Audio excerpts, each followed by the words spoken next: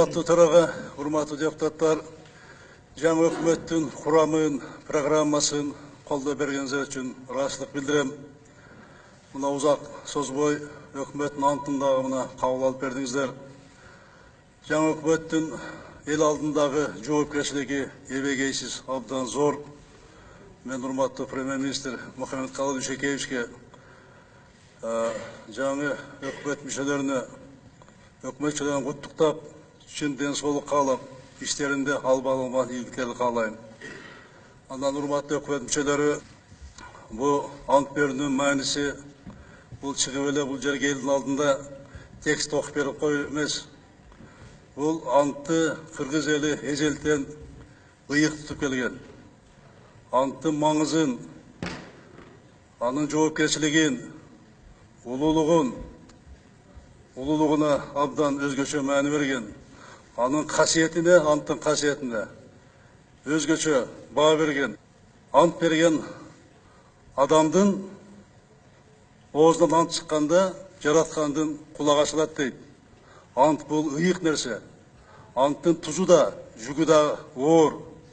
Ошону көтөрө билишиңер керек.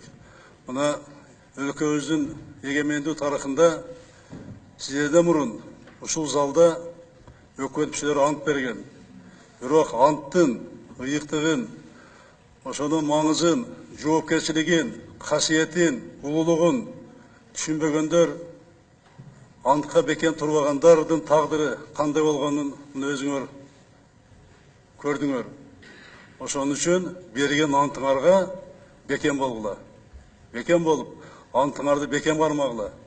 Ант бергенден кийин бул антты унутпагыла. Анан урматтуу депутаттар, элибизде күч бирдикте дейт. Ошондуктан баардыгыбыз бир билек болуп, бир тирек болуп иштесек, өлкөбүздүн түндүгү бийик көтөрүлөт, өлкөбүз өнүгөт. Ошон үчүн мен баарыңызга чакырам, мына шарт бар азыр.